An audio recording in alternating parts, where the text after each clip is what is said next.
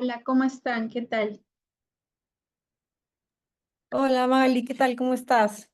Bien. Bien. Ah, Buenas tardes, ¿qué tal?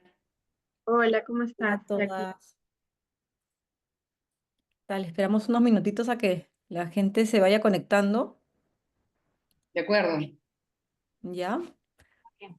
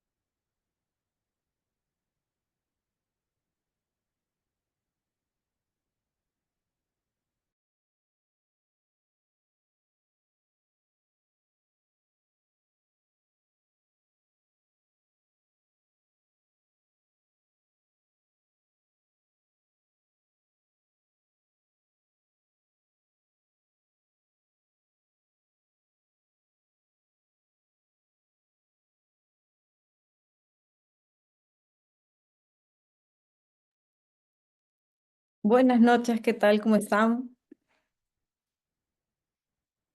Vamos a esperar unos minutitos a que se conecten más personas. Ahorita estamos ya un grupo, creo que en unos minutitos podríamos empezar. Así que voy a apagar mi micro y esperar un ratito más, unos 2 o 3 minutos de repente.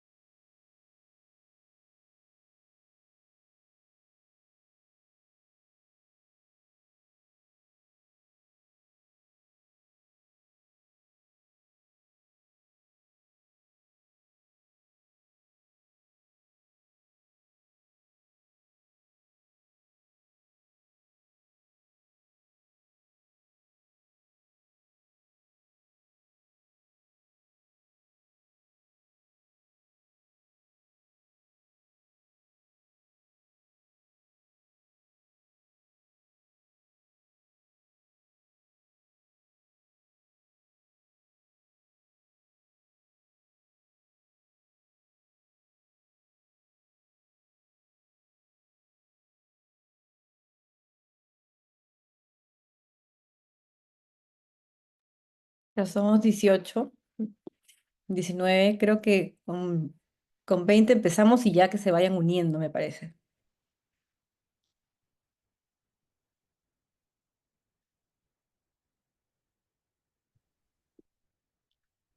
Hola, Mario, ¿qué tal? Buenas tardes. Hola, Elena, ¿qué tal? ¿Cómo estás? Bien. Un gusto.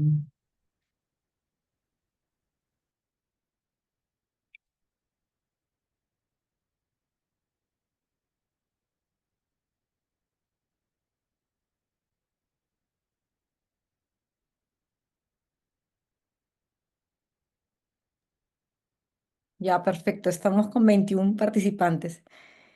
Em, Nada, buenas noches a todos y todas. Muchísimas gracias por acompañarnos esta noche. Ya noche, pensé que iba a ser tarde, pero no, ya estamos de noche.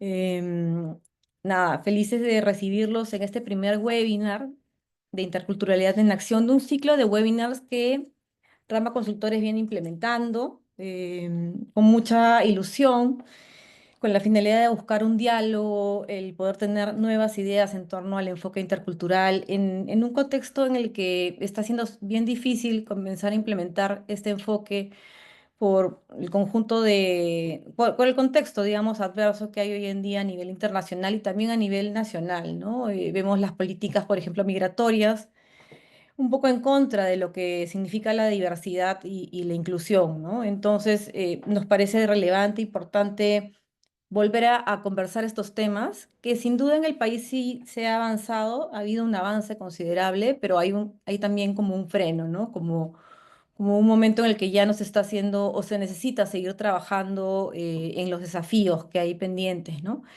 Bueno, mi nombre es María Eugenia Moyano, no me he presentado, soy gerente de Rama Consultores. En esta noche me toca facilitar este espacio y decirles que se sientan cómodos, tranquilos, en un espacio de confianza, ¿no? Que va a haber un espacio importante para poder dar comentarios o hacer preguntas.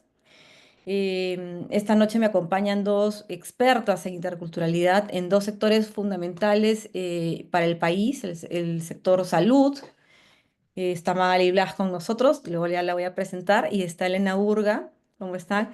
También presente, experta en educación intercultural bilingüe, ¿no? Un poco para poder contarles de Rama, ¿no? Rama es una empresa consultora relativamente nueva que está realizando básicamente investigación social aplicada, pero también tiene mucha experiencia, o los profesionales que conformamos Rama tenemos experiencia en la implementación de políticas, proyectos, ¿no? Políticas públicas, ¿no? En lo que se refiere a asuntos públicos. También vemos los temas de aplicación de estándares sociales y ambientales.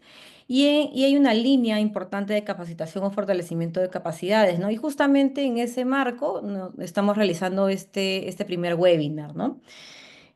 Somos los convencidos, ¿no? De que hay una necesidad de plantarle cara, ¿no? A un contexto adverso en el que nos encontramos. Hay una necesidad de poder volver a conversar estos temas porque sentimos que no se hace, ¿no? Que no se hace mucho. De repente, un grupo pequeño sí, pero hay que ampliar a este grupo de personas y dar a conocer el enfoque intercultural, sobre todo en el marco de una aplicación, de una implementación, ¿no? Porque más allá de un enfoque teórico, hay una necesidad de aplicarlo, ¿no? Es urgente la aplicación.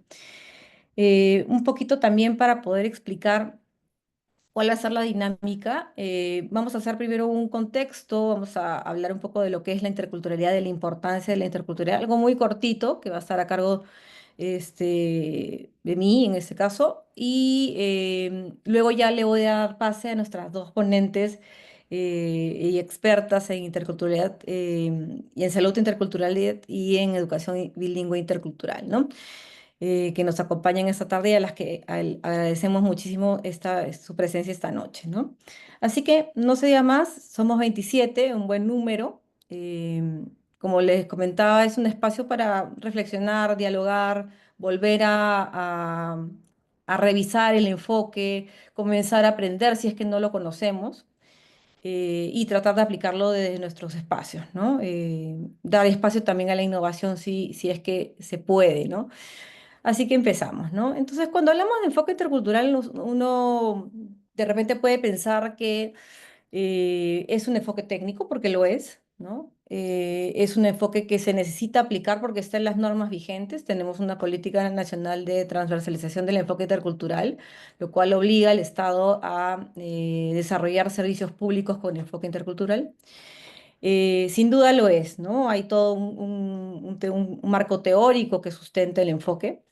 Pero más allá de eso, es un horizonte ético, ¿no? Más allá de eso, es un horizonte ético que nos hace pensar justamente en la diversidad, la profunda diversidad cultural que tiene nuestro país, ¿no? Que tiene el Perú. Y eso nos lleva también a la necesidad urgente, ¿no? De aplicarlo, ¿no? De hacer valer estos derechos, el derecho a la diversidad, el derecho a tener una cultura distinta, a tener costumbres diferentes, a tener una lengua distinta también, a que nos atiendan en nuestra lengua, a que podamos ser atendidos de acuerdo a nuestras características culturales, a la cosmovisión que tenemos, a la visión de desarrollo, ¿no? Es un derecho, ¿no? Y a veces uno no piensa en eso, ¿no? No es algo, digamos, simple, sino que tenemos derecho a la diferencia, ¿no es cierto? Y derecho a tener expresiones, cosmovisiones distintas, ¿no? Y bueno, en este contexto el rol del Estado es clave, ¿no? El Estado tiene que salvaguardar la diversidad, tiene que implementar servicios públicos con enfoque intercultural y el Estado peruano lo ha hecho, lo ha venido haciendo, digamos que desde hace unos quizá 11 años más o menos se ha empezado a avanzar, o quizá un poco más, ¿no? En lo que al enfoque intercultural se refiere, hay varios ejemplos, de repente concretos, como por ejemplo la pregunta de autoidentificación étnica, ¿no? Que se puso en los censos, en la ENAO, que es esta pregunta que se les hace a las personas para que nos digan si se identifican con un pueblo indígena, si son afrodescendientes, si son mestizos, si se sienten de un grupo étnico determinado, ¿no? Esto es fundamental o, bueno, ha marcado un hito, porque, digamos, el tener un diagnóstico de la población a la cual atendemos es fundamental para diseñar políticas públicas, ¿no? Y hay otros avances importantes en lo que es educación también. Ahí Elena nos va a explicar con mayor detalle qué avances hay en la educación intercultural bilingüe.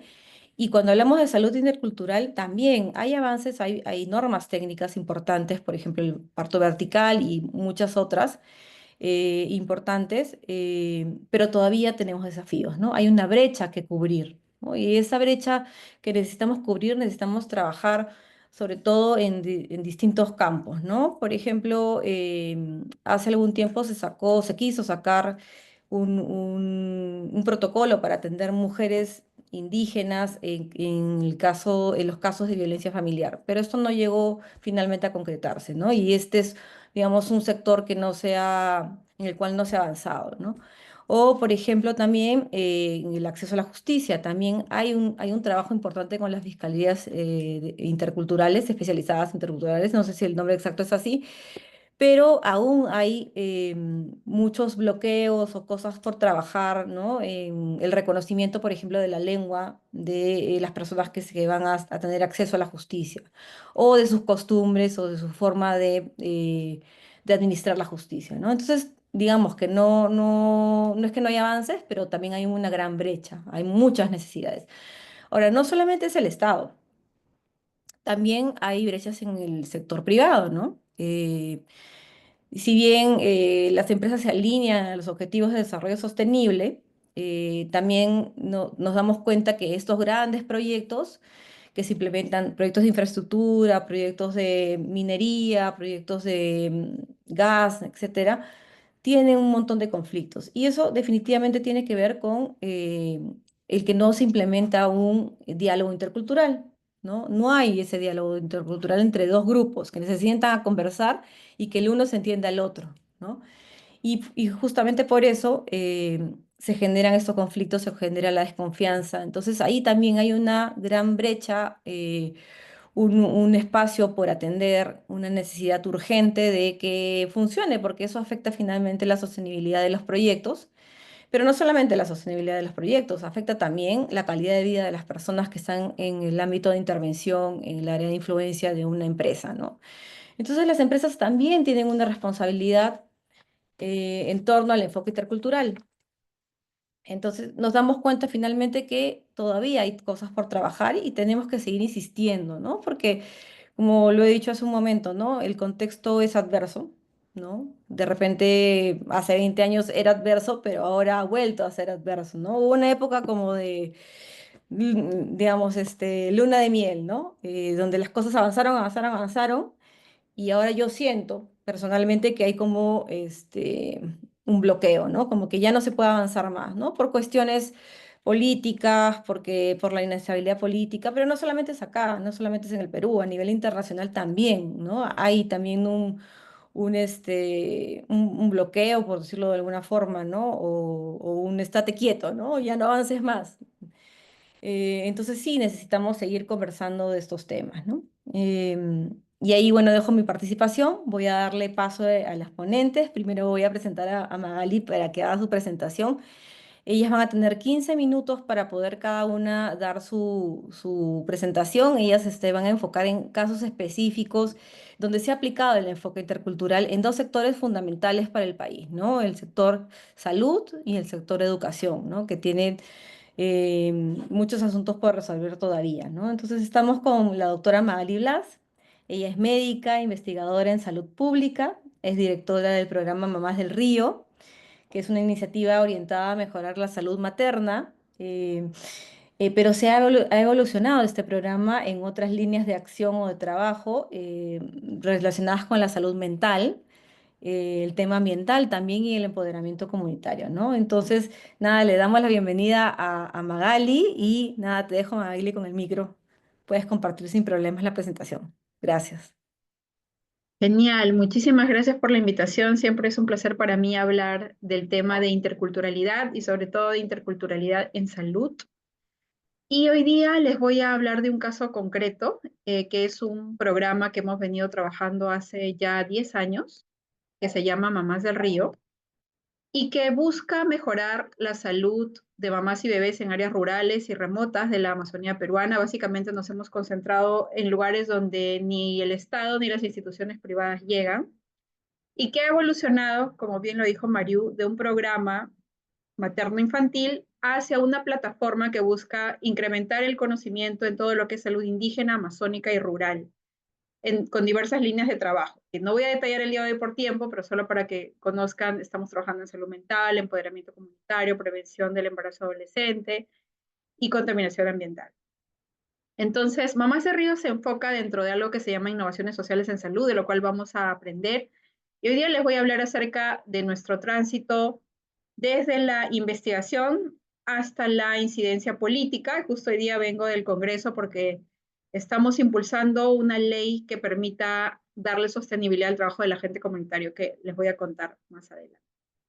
Este trabajo es fruto del esfuerzo y está enmarcado en la Universidad Peruana Cayetano Heredia y en ICARA, que es una asociación civil sin fines de lucro que también ayuda a extender Mamás del Río junto con otros ministerios, Ministerio de Salud Perú, de Colombia, Banco Interamericano, entre otros aliados.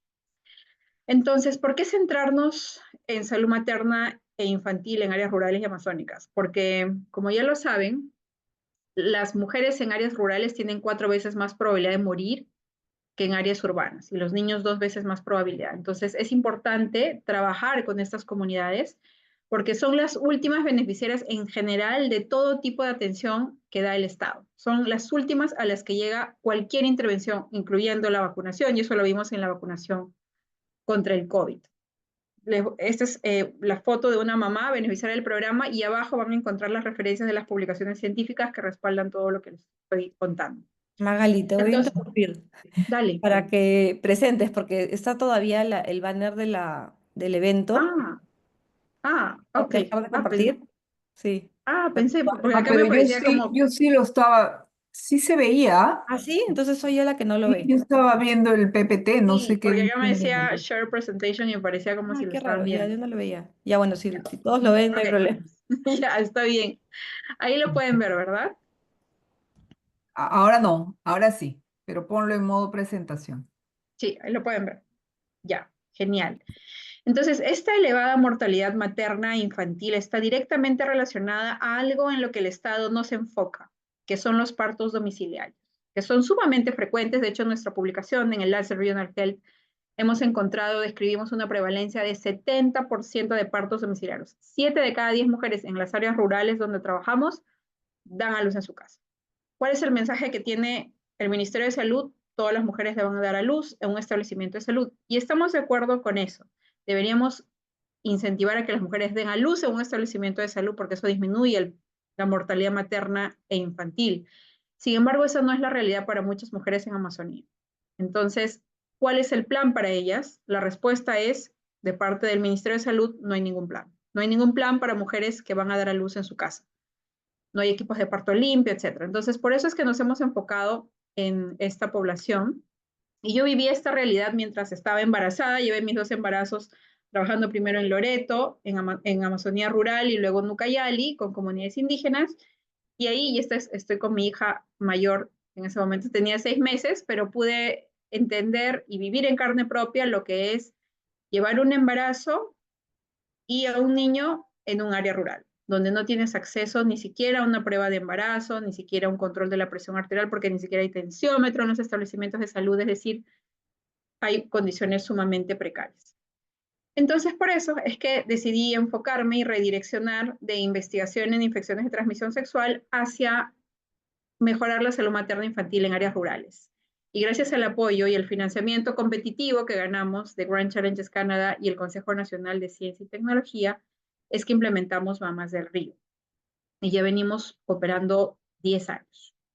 Mamás del Río se enmarca dentro de algo que se llama innovación social en salud. ¿Y qué es una innovación social en salud? Bueno, pues son intervenciones en las cuales tú empiezas trabajando, co-creando con la comunidad algo que es relevante para ellos. Yo vengo del mundo de la academia. Muchas veces los investigadores diseñan intervenciones basado en lo que no se sabe en la literatura y en lo que ellos quieren, pero nunca se preguntan qué es lo que quiere la comunidad realmente. Y en una innovación social en salud tú empiezas con eso. ¿Qué es lo que la comunidad quiere? ¿Cuál es su necesidad en salud, su necesidad social?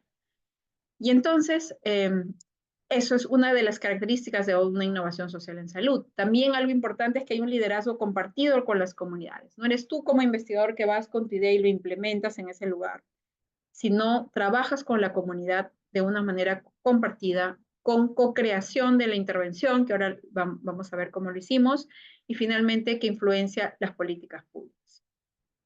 Y entonces, Mamás de Río involucra el entrenamiento de agentes comunitarios.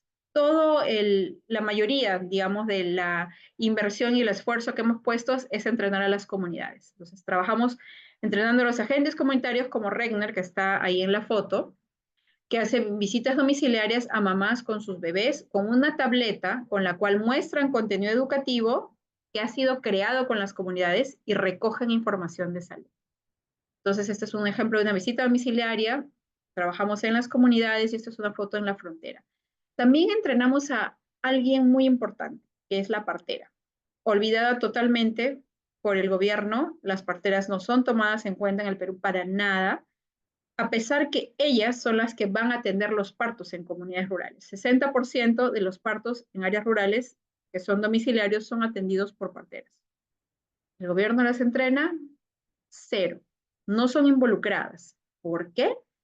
Porque tienen la creencia de que si entregan parteras van a motivar el parto domiciliario. ¿Qué es lo que hemos encontrado? Que eso es falso. Y lo hemos publicado en el Lancet Regional Health Americas también el año pasado, donde demostramos que al contrario, aumenta el parto institucional. Si tú entrenas viendo una partera, ok, la mujer tiene dos, plan A y plan B. Plan A, la motiva a ir al establecimiento de salud, si va genial, pero si no va, entonces la partera está entrenada para atender un parto limpio y le das un equipo de parto limpio para ello. ¿Por qué? Porque en las comunidades no hay bisturí estéril ni hay clamp estéril de cordón umbilical. Con algo tan sencillo que cuesta menos de 10 soles, puedes salvar la vida de un bebé. También entrenamos al personal de salud y hacemos sensibilización a toda la comunidad, porque si hay una emergencia, es decir, si yo como gestante estoy en la comunidad sangrando, quien va a decidir si va al centro de salud no soy yo, es mi pareja o el líder de la comunidad. No, las mujeres tienen poco poder de decisión en las comunidades. Mamás de Río lo implementamos en los ríos Marañón, Ucayali y Amazonas, en 3 distritos, en 84 comunidades, con una extensión total de 350 kilómetros de extensión por río. Y en esta zona estuvimos alrededor de 6 años, diseñando la intervención, como lo vamos a ver, implementándola y algo muy importante que es evaluándola. Entonces, como componentes en Mamás de Río tenemos a las comunidades, donde los agentes hacen visitas domiciliarias, capacitamos a parteras, sensibilizamos a toda la comunidad y entrenamos al personal de salud con una supervisión continua. Además, el agente, ¿qué es lo que hace? Identifica gestantes, hace pruebas de embarazo, algo tan sencillo, pero que las comunidades no tienen acceso. Y si van a los establecimientos de salud rurales, tampoco tienen pruebas de embarazo, nos lo piden a nosotros. y hacen visitas domiciliarias, 3 durante la gestación y luego en la versión actual hacen 8 visitas después del parto con una tableta, con planes de parto y emergencia, con balanzas, ajuar del bebé, cepillo y pasta dental del bebé, entre varios otros implementos que damos a las mamás.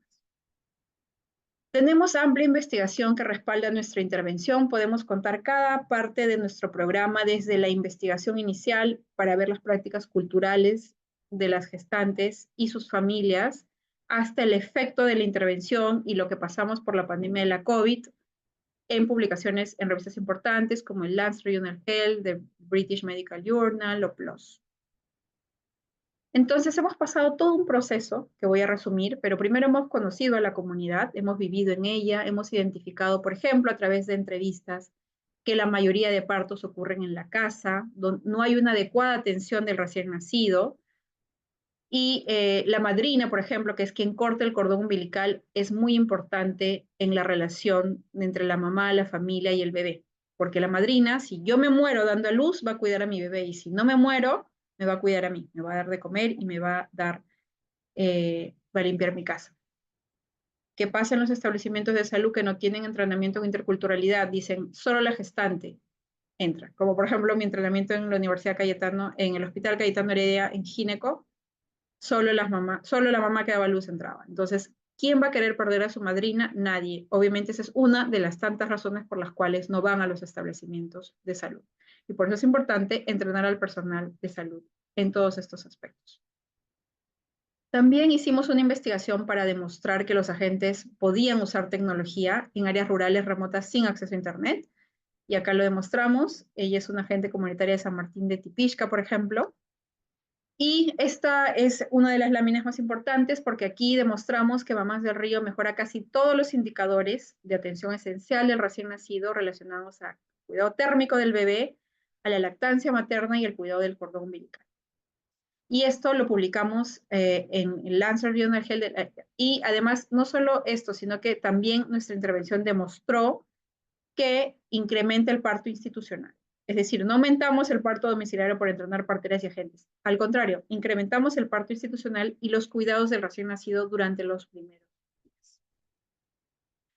Todo el material educativo lo hemos diseñado con las comunidades, desde las historias digitales, no voy a detallarlos hoy día, pero es un trabajo hecho por la doctora Limaye, donde los agentes comunitarios y mamás de las comunidades explicaron una lección aprendida a través de sus historias, ellos tomando fotos y contando sus historias. Tenemos una publicación en PLOS y también los videos en nuestro canal de YouTube. Tenemos videos con referentes comunitarios como Teresa, que es una partera reconocida, explicando cómo se da una atención esencial al recién nacido, una correcta lactancia materna. No es un médica o un médico de Lima o Iquitos explicándolo. Es ella misma, partera de muchos años, reconocida, explicando cómo puedes lograr esto. Hemos escalado el programa a la frontera de Perú y Colombia gracias al Plan Binacional Perú-Colombia y al Banco Interamericano de Desarrollo en 2 fases, ya en 2 rondas de financiamiento. Y de Mamás del Río nos fuimos hacia la frontera. Y en la frontera enfrentamos mucho más desafíos. Es mucho más distante, es más lejos todas las comunidades y además tenemos la presencia de 3 carteles que operan en la zona, carteles de tráfico de drogas. Estamos a lo largo del río Putumayo en 4 distritos, 2 en Perú, 2 en Colombia, en 38 comunidades con una extensión de 400 kilómetros de río con 10 comunidades indígenas donde operamos. Y esta es la zona donde estamos, en Soplín Vargas, en Perú, y en Puerto Leguízamo, en Colombia, y en El Encanto, en Colombia, y San Antonio del Estrecho, en el Perú. Esta es la primera vez que entrenamos a los agentes, ya hace 4 años, durante la pandemia de la COVID en Perú. Lo hacemos siempre en el Tambo, y en Colombia en la Maloca de San Rafael. El Tambo es un programa, de hecho, del Ministerio de Desarrollo e Inclusión Social.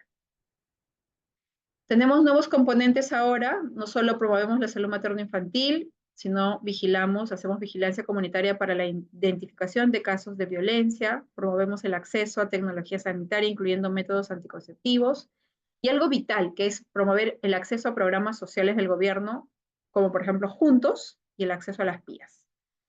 Y también el acceso a la identidad. en nuestra línea basal, yo ya no voy a mostrar los resultados de Mamás de la Frontera, pero hemos encontrado 30% de niños que no tienen DNI. ¿Por qué? Porque no hay un registrador civil, algo tan sencillo. No hay en la zona. Lo otro es que hemos encontrado un importante porcentaje que no tiene Juntos, que es un programa social del gobierno que te da 100 soles cada mes. Y no tienen Juntos porque para ingresar a Juntos necesitas que alguien de Juntos te visite o llamar por teléfono y conectarte a internet. Y eso no hay en las comunidades. Estos son algunos de los bebés que han nacido Mamás de la Frontera, tanto en su casa como en los establecimientos de salud. Y hemos evolucionado hacia un programa donde también estamos trabajando otros temas que no voy a mencionar el día de hoy, pero la prevención del embarazo adolescente, liderado por Lisa Woodson, salud mental, liderado por Miranda Harris, y empoderamiento comunitario, que fue liderado por Tina, donde los agentes reconocieron lo vital que fueron durante la pandemia de la COVID y luego de ello formaron su propia asociación de agentes comunitarios llamada ACOSIL, Agentes Comunitarios de Salud Intercultural de Loreto, con quienes me reuní hace 2 días para revisar los 2 proyectos de ley que se han presentado en el Congreso. Entonces, para terminar, quería contarles esta iniciativa legislativa que hemos tenido con 2 congresistas, una en la cual hemos trabajado activamente en el proyecto de ley y con la otra hemos dado retroalimentación. Esta es una de las fotos el día que hicimos este foro en el Congreso de Agentes Comunitarios y nuestro lema es que los agentes comunitarios de salud salvan vidas y apoyemos la ley que los protege con foros en el Congreso y también en la universidad reuniendo a los agentes para que den retroalimentación del proyecto de ley. Quería terminar diciéndoles que en Mamás de Río hemos evolucionado desde una intervención enfocada en salud materno-infantil hacia ya una plataforma que busca incrementar el conocimiento en salud indígena, amazónica y rural. Y hemos ido desde la generación de evidencia científica hasta el impulso de políticas públicas y esperamos que este proyecto de ley, los 2 proyectos de ley que ya tienen un predictamen, puedan ser aprobados en la próxima sesión de la Comisión de Salud. Si tienen preguntas acerca del programa, pues pueden ir a nuestra página web o escribirme un correo. Muchas gracias. Gracias, Mali. Wow, qué excelente y qué revelador, ¿no? El programa con la investigación se hace otra cosa totalmente distinta, ¿no? Se llega realmente a tener resultados, de repente más rápidos también, ¿no? Porque el conocimiento básicamente hace que finalmente adaptemos las estrategias que tenemos a esta intervención, ¿no? Y que se generen esos resultados que menciono. Muchísimas gracias, Mali. Y ahí después va a haber un espacio para preguntas, así que no se preocupen, pueden ir anotándolas en el chat. Ahora le voy a dar pase a Elena, ¿no? Elena que nos acompaña, que es un referente nacional en educación intercultural bilingüe. Elena ha sido viceministra de Interculturalidad y también ha sido directora general del área de educación intercultural bilingüe del Ministerio de Educación. Elena ahorita está trabajando en UNESCO Perú, impulsando políticas justamente educativas, ¿no? Que estén abiertas a la valoración de la diversidad cultural, ¿no? Así que te doy pase, Elena. Muchas gracias, María Eugenia. La verdad que me he quedado emocionada con la experiencia de Magali, con este programa. Espero no decepcionarlos ahora con esto, porque hemos visto algo tan bonito y esperanzador, así sea, y completo, ¿no? Como, ¿no? Desde una experiencia pequeña se convierte en una política, están detrás de una ley, en fin, cómo tiene que ser. Y yo les voy a hablar más bien, tal vez desde un nivel más nacional, lo que está haciendo, lo que ha sido y está en este momento siendo la implementación de una política nacional, ¿no? Que tuve la fortuna de estar en el momento en que se diseñó esta política y se empezó a implementar, que es la política de educación intercultural para todos y educación intercultural bilingüe, ¿no? Pero que sigue siendo un gran desafío en nuestro país. Entonces, voy a tratar de mostrar justamente estos avances a nivel nacional. No es una experiencia puntual concreta, es la experiencia más bien de la implementación de una política. Primero, empezar por quiénes somos en el Perú, a quienes debemos atender en educación, ¿no? Y bueno, rapidísimo, todos debemos saber seguramente que en nuestro país existen todavía 55 pueblos indígenas u originarios que a su vez hablan 48 lenguas. Estamos hablando de 4 pueblos originarios en la zona andina y 44, y en realidad, perdón, 4 lenguas en la zona andina y 44 en la Amazonía. Y estamos hablando en total de más de 6 millones de personas que representan justamente el 26% de la población.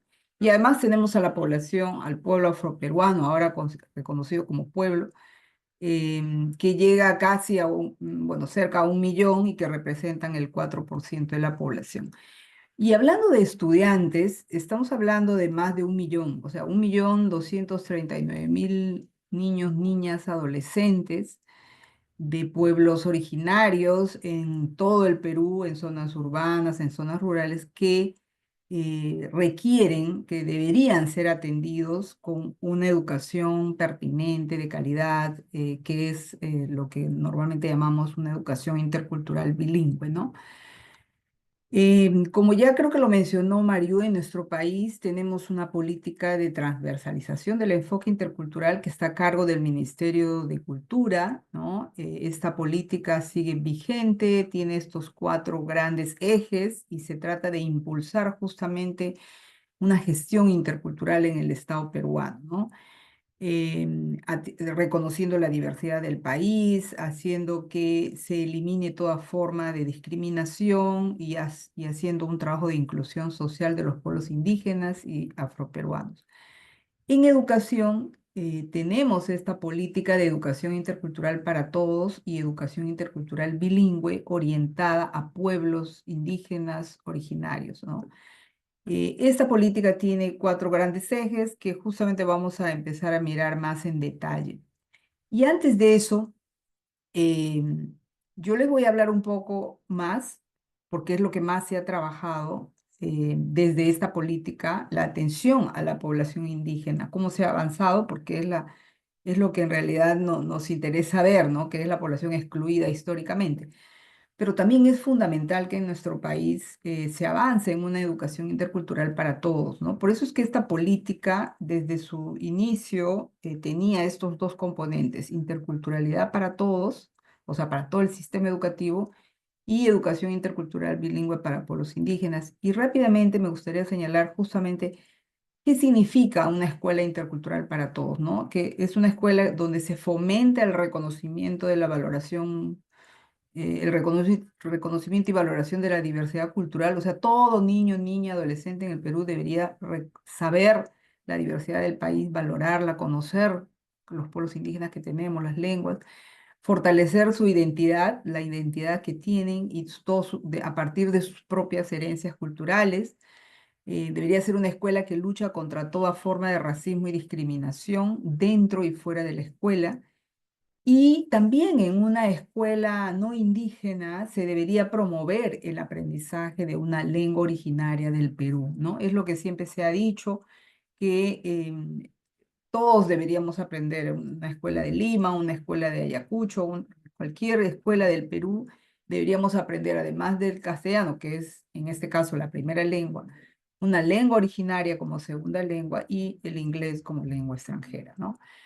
Pero, ¿qué están recibiendo en este momento los niños, niñas y adolescentes de pueblos indígenas en las escuelas de nuestro país? Los niños que deberían, ese 1.200.000 y pico de niños y niñas que deben recibir una educación intercultural bilingüe. Primero, decirles que lo que se ha definido, que son los componentes de calidad, o sea, aquello que te define qué debe recibir, qué debe brindar una escuela intercultural bilingüe, es primero que esta escuela tenga docentes que conocen la cultura y la lengua de los estudiantes y que por supuesto estos docentes deben estar formados en los enfoques y estrategias de educación intercultural bilingüe.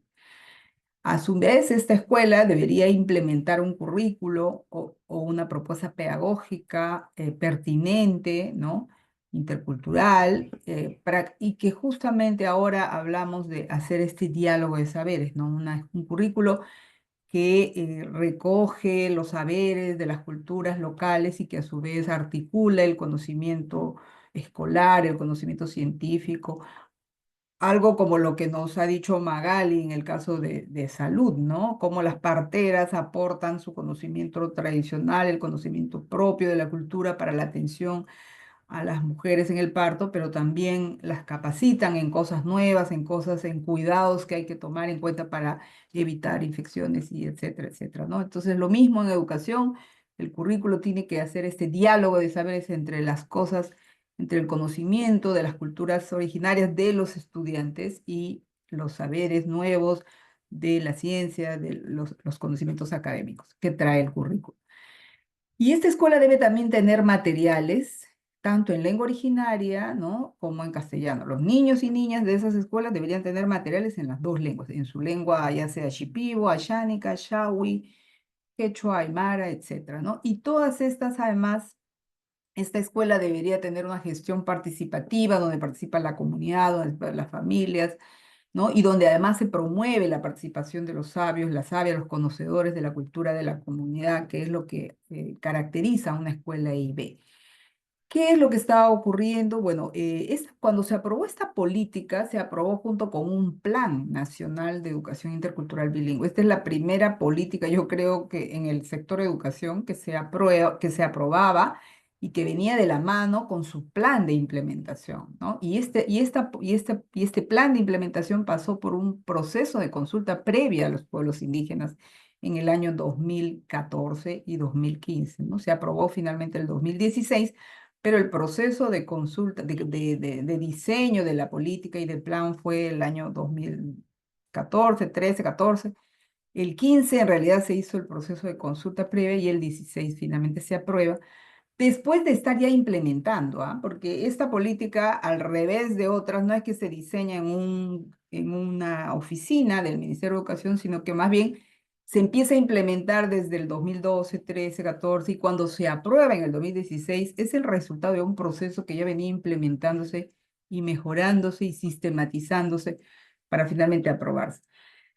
Sin embargo, el 2021 se hace una evaluación en plena pandemia, bueno, terminando ya la pandemia, para ver cuánto se ha avanzado, ya se habían hecho cambios fuertes, ya habían empezado algunos retrocesos, y lamentablemente ese plan que tenía todas unas metas clarísimas de cómo se tenía que ir avanzando en términos de formación de docentes interculturales bilingües, en términos de elaboración de materiales, en términos de acompañamiento a las escuelas de pueblos indígenas, todos esos componentes de calidad que les he mencionado, pues no se siguieron avanzando, ¿no? Y cuando se llegó al 2021, 2022, vemos que, por ejemplo, los estudiantes que están recibiendo una educación intercultural bilingüe, realmente en inicial es apenas el 19,5% de los estudiantes de las escuelas, pongámosle un 20%.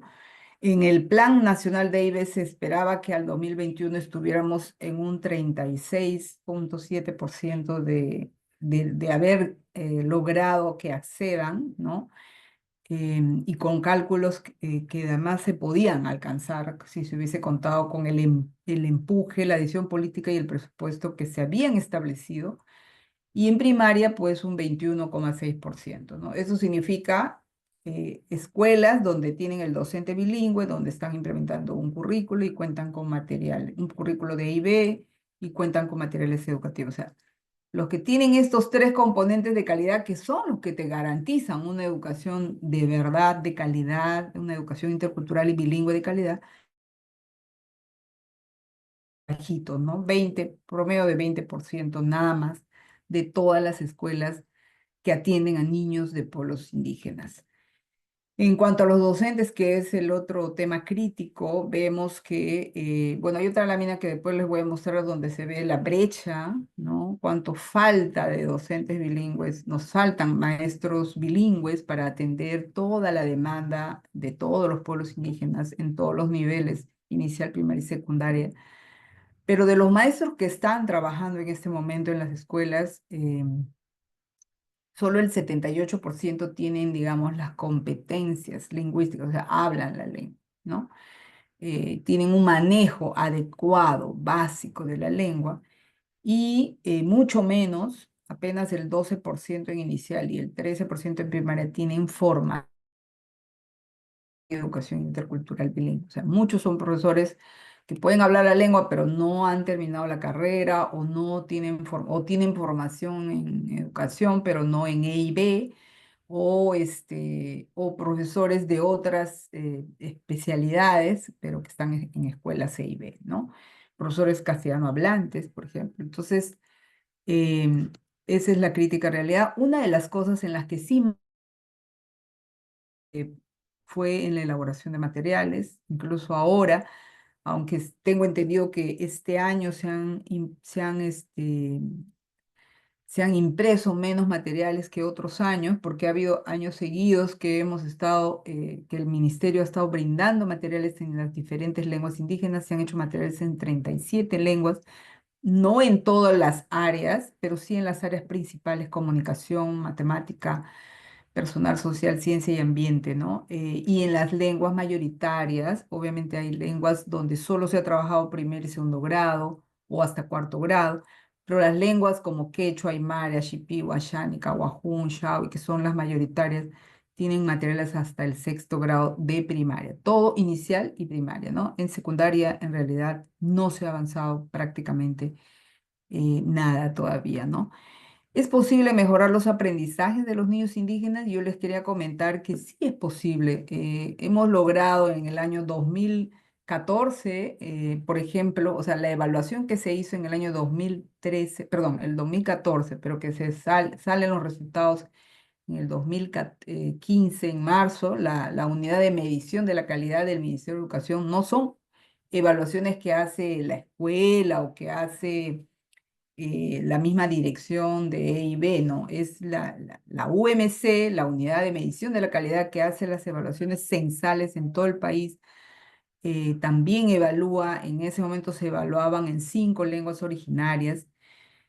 Y por primera vez se habían movido los resultados de aprendizaje de los niños de pueblos indígenas, ¿no? Que varios años ya se venían evaluando y no pasaba nada, estaban en el pozo. Finalmente, en el 2014 hay una mejora importante. Igual sigue siendo bajísimo comparado con lo que deberíamos lograr, ¿no? Pero lo que tú tienes que evaluar es cuál era el nivel en que estaban y cuánto han mejorado en un año, ¿no? ¿A qué se atribuye esa mejora? Al acompañamiento pedagógico que se empezó a brindar ese año a través de los ASPIs, que eran los asistentes de soporte pedagógico intercultural, pero unos acompañantes especializados en EIB, unas guías pedagógicas que se llamaban Rutas del Aprendizaje en lenguas originarias y en castellano, y los materiales que en ese año llegaron a las escuelas de estas redes, que eran además unas escuelas en redes, ¿no? Entonces sí es posible, o sea, sí es posible que los niños mejoren sus aprendizajes tanto en castellano como en la lengua originaria cuando se garantizan estos componentes de calidad, cuando hay esa voluntad y se dan estos acompañamientos y estos materiales y todo, ¿no?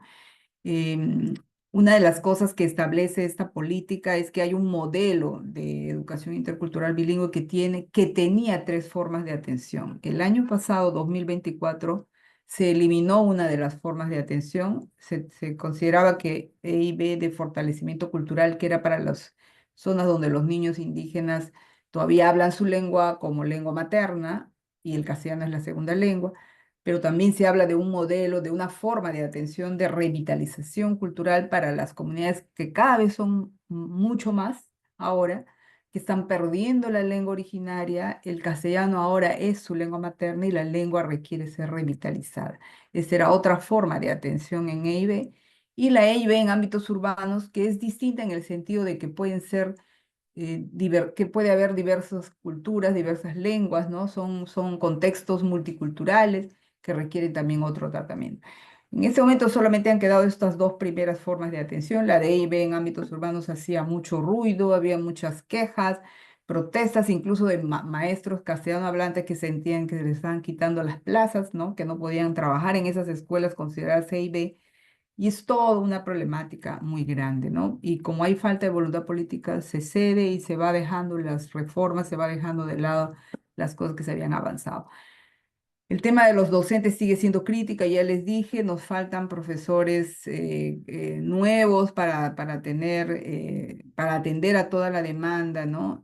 Y también tenemos serios problemas de actitudes de los docentes, ¿no? En las zonas rurales, inasistencias, violaciones. Ustedes han escuchado el tema de la violencia en las escuelas, en los internados, en las secundarias con residencia estudiantil, ¿no? Que eso son cosas que cada vez se han generado con mayor fuerza y que requieren también una atención. Hay un tema crítico ahí con los docentes, bilingües y no bilingües, ¿ah? Con todos los docentes que llegan a estos colegios, pero es un tema muy crítico, ¿no?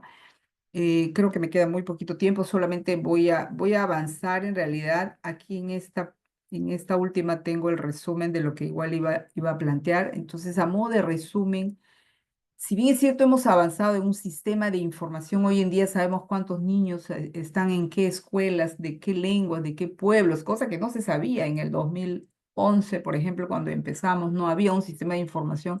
El censo, los dos últimos censos han ayudado mucho, sobre todo el último para esta atención, pero aún así se necesita seguir, por ejemplo, saber más en detalle las escuelas que tienen todavía la lengua indígena como su lengua materna y aquellas donde los niños están perdiendo la lengua y requieren de otro modelo de EIB, ¿no?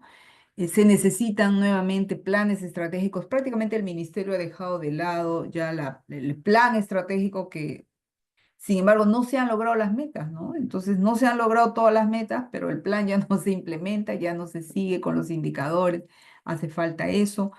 Necesitamos formar no solo a los maestros, sino diversos actores que participan en la cadena de la educación intercultural bilingüe, como los especialistas de las DRES, de las UGELs en las regiones, ¿no?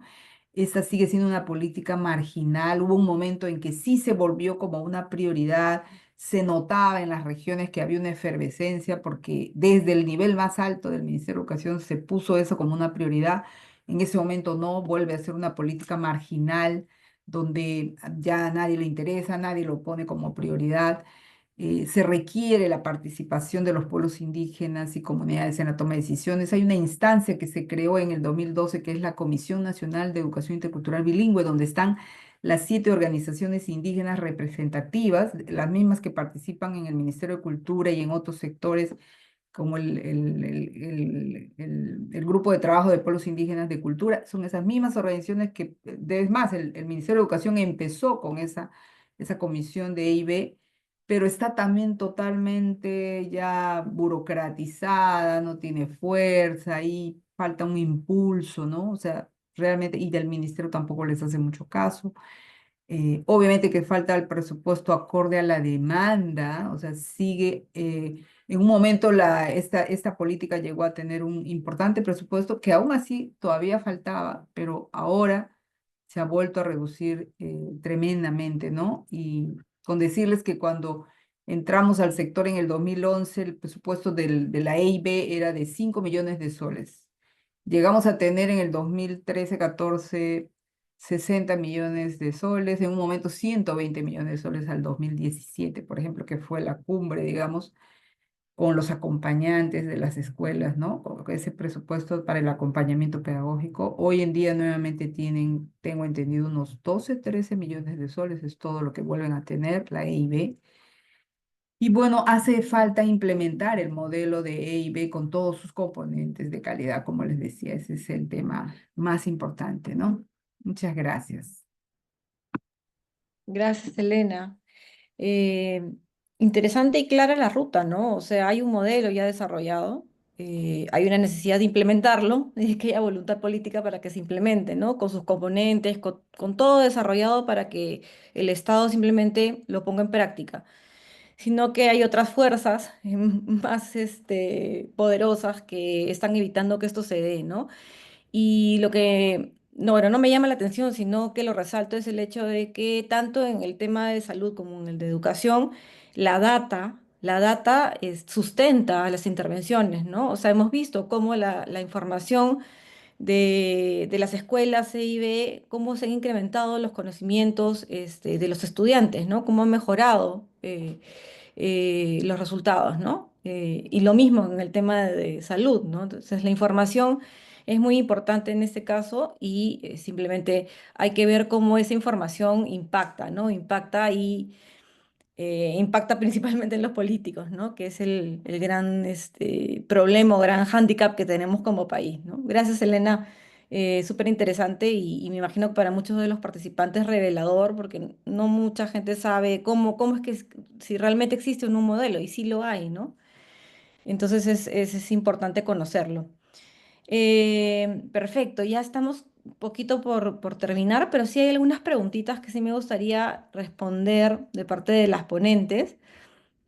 Hay una pregunta, a ver, para el tema de Mamás del Río, me preguntan así rapidito si es que están recibiendo voluntarios, si Mamás del Río recibe voluntarios para trabajar como voluntarios dentro del programa. Bueno, tenemos tesistas e investigadores que sí vienen y que postulan a través de un proceso con algunas universidades con las que trabajamos y trabajamos con ellos, de hecho. Ok. Pero no, digamos, no a través de otros canales todavía. Perfecto, ok.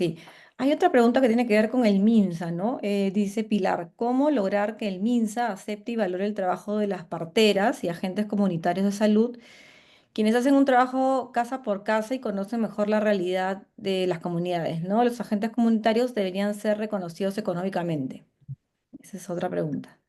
Sí, con respecto a las parteras es incidencia y explicarles y hacer bastante actividad en el Ministerio de Salud. Una gran dificultad que tenemos es el alto recambio de funcionarios en el MINSA. Es increíble los cambios que hay. Entonces, y siempre la visión ha sido hospitalocéntrica, ¿no? Todo basado en hospital, poco llegada, diría, a las comunidades. Sí hay una área de promoción de la salud, pero que no es lo suficientemente, digamos, robusta ni financiada como para poder hacer muchas de estas cosas. Entonces, realmente necesitamos incidencia, no solo en el MINSA de los académicos, sino también de las mismas parteras. Y lamentablemente en el Perú, si uno ve quiénes son las parteras, pues muchas veces están en áreas rurales, poco nivel educativo, bajo nivel educativo y poca llegada a las ciudades. Con los agentes hemos trabajado en todo este proceso que realmente deberíamos replicar con las parteras, pero es todo un desafío. Con respecto a la remuneración, sí, justamente en el proyecto, los dos proyectos de ley que ya tienen un predictamen que se iban a discutir hoy. Sin embargo, como van a ver en las noticias, en la Comisión de Salud básicamente se abordó el terrible caso de Medifarma.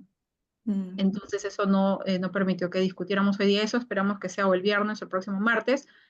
Pero en el predictamen está escrito que el agente comunitario debe recibir una remuneración mínima vital y que debe ser parte del sistema de salud, recibir implementos, recibir todo lo que nosotros hemos encontrado que es importante, recibir supervisión continua, materiales. Entonces, esperamos que eso se apruebe en Comisión de Salud, pero de ahí todavía tenemos el gran desafío que pase al Pleno y tener que convencer a los más de 100 congresistas que voten por ese proyecto de ley. Ok.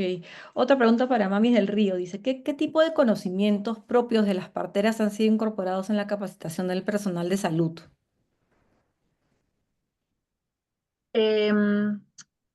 Ya, por ejemplo, en el caso de las parteras, tú dices los conocimientos de parteras que se han aplicado al personal de salud.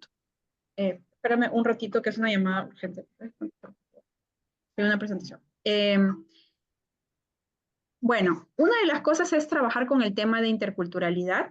Por ejemplo, enseñarle al personal de salud lo importante que es hacer actividades con las comunidades, salir a la comunidad, visitarla, no estar en el hospital esperando que la gente venga, sino ir a las comunidades.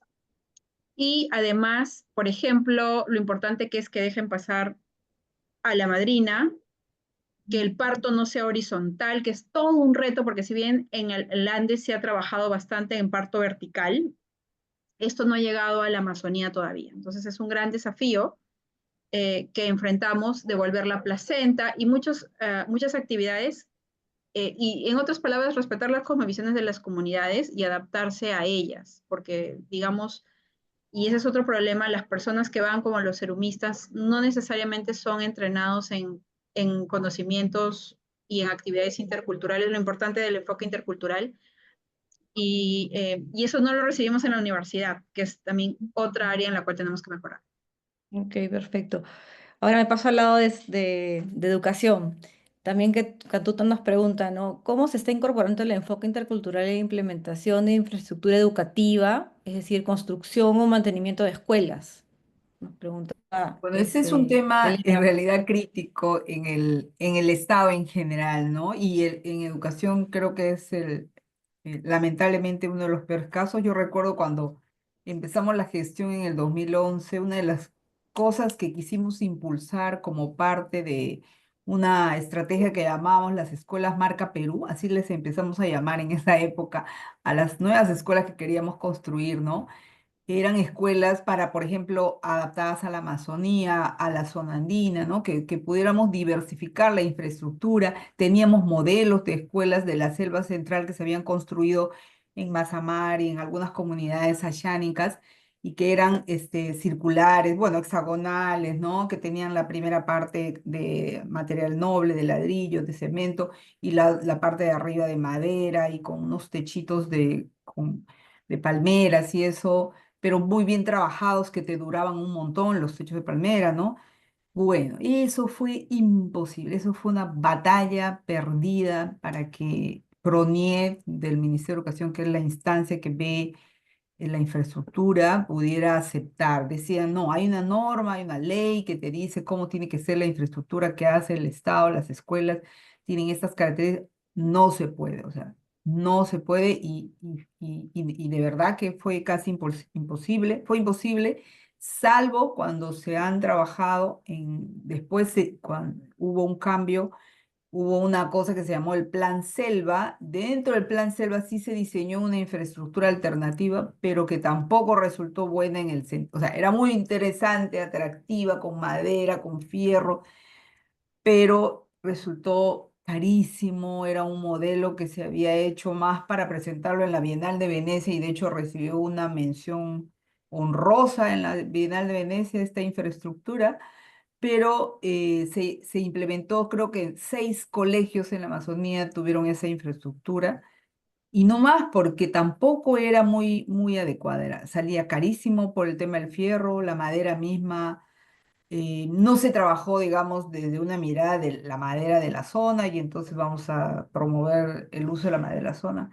Fue muy complicado. Entonces, en realidad, hasta el día de hoy, el ministerio, el Estado, no hace ese tipo de infraestructura. Cuando ustedes ven infraestructura interesante en algunos colegios es porque lo ha hecho la cooperación internacional, porque lo ha hecho alguna institución así, que se ha salido del molde, digamos, ¿no? Pero, nada más, lamentablemente. Ok.